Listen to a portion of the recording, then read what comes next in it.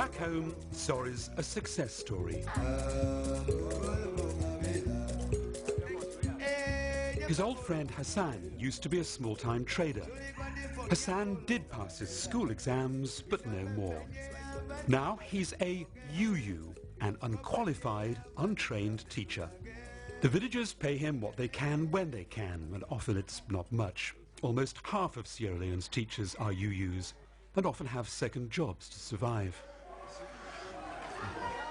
No repairs have been done to the school buildings since 1976.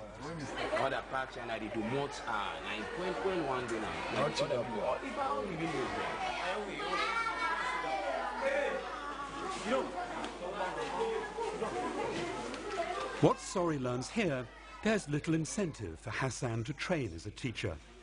There just aren't enough well-paid jobs, although the government is reviewing teachers' pay. 3 years ago, Hassan was accepted into a training program. He has the letter. He's just waiting for confirmation of funding. Unfortunately, he's been waiting 3 years. Since I applied and got this acceptance letter, it's been about 3 years. It's to go to the training college to get qualified as a teacher. I didn't get an answer. I am praying that we get development in our village. I pray that with education, things will be better for you. All of you. So not much encouragement from Sorry's home village. He's starting to think there are no easy solutions. I want one day to go abroad because Sierra Leone is not easy. One day, if I go abroad, I'll be happy. I want to do something proper for Sierra Leone.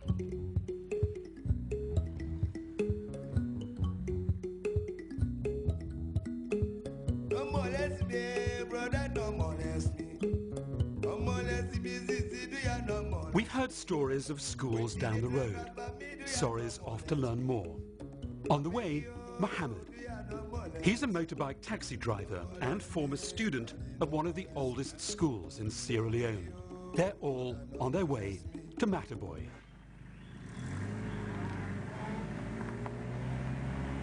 There are no road signs.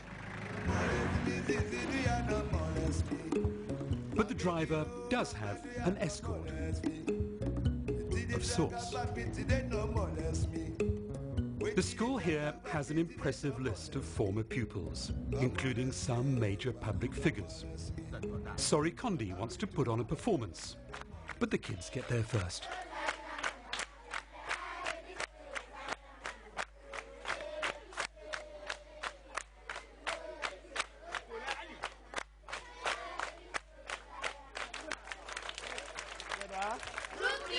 Together. Group reading. Emma.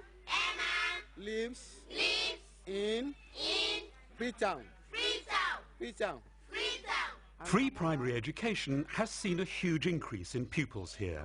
It's up by half. Now the school has 425 students, but only 5 teachers and 3 classrooms. If you could see them, you would see that the children are having difficulties.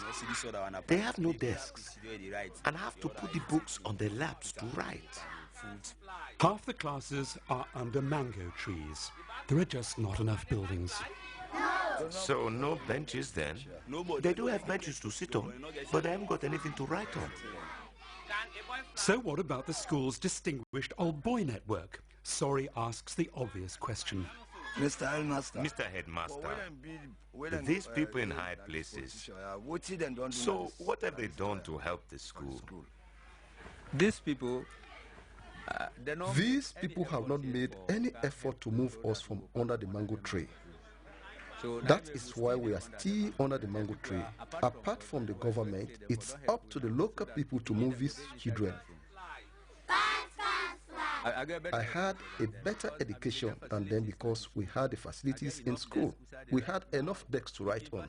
These days, children use their lap to write on. That doesn't help their writing skills.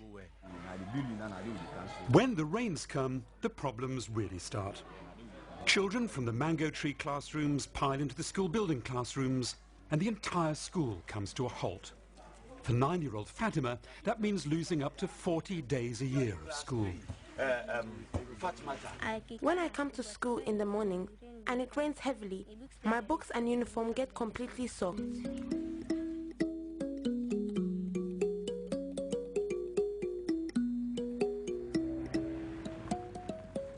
As Sorry leaves, burnt-out ruins of buildings, a reminder of civil war. Over 1,200 schools were destroyed.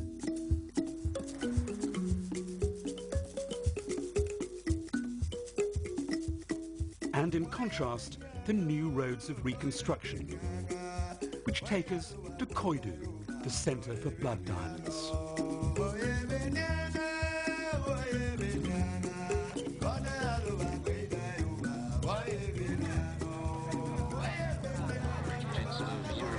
Experimentalism and the Hollywood traditional cop thriller. Can you marry those two? It's not going to work for... Though it is keeping up with the news, he's a glutton for knowledge. There is money round here, and money can be a problem, as Sorry's next encounter shows.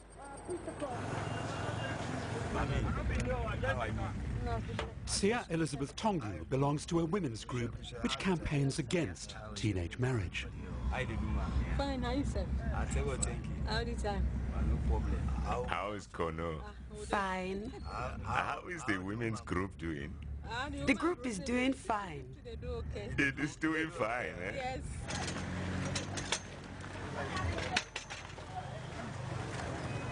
Yes. Young girls face a lot of challenges.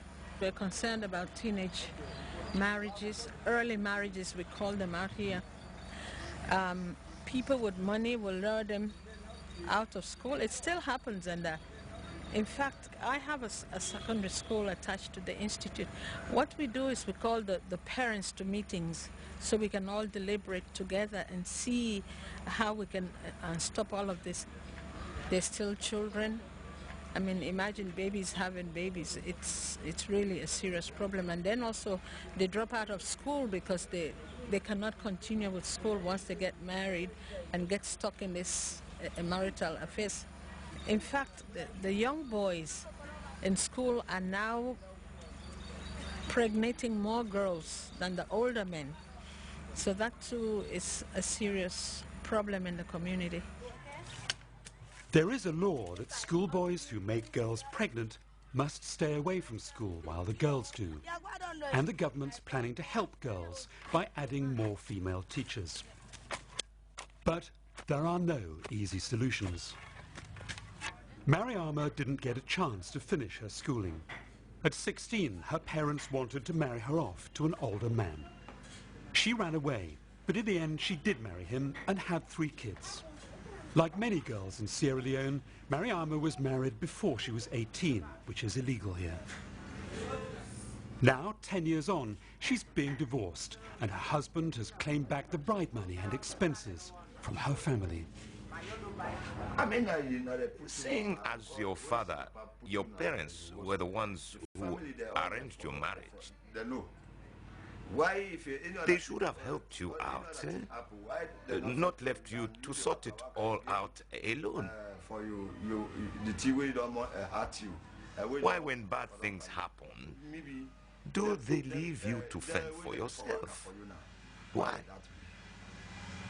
I don't know.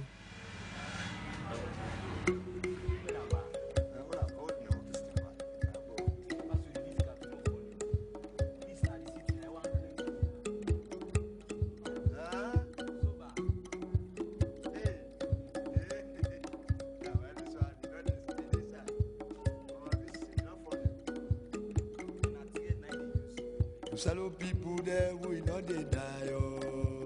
I say, die. Back on the road, teenage pregnancy, Sorry's heard nothing yet.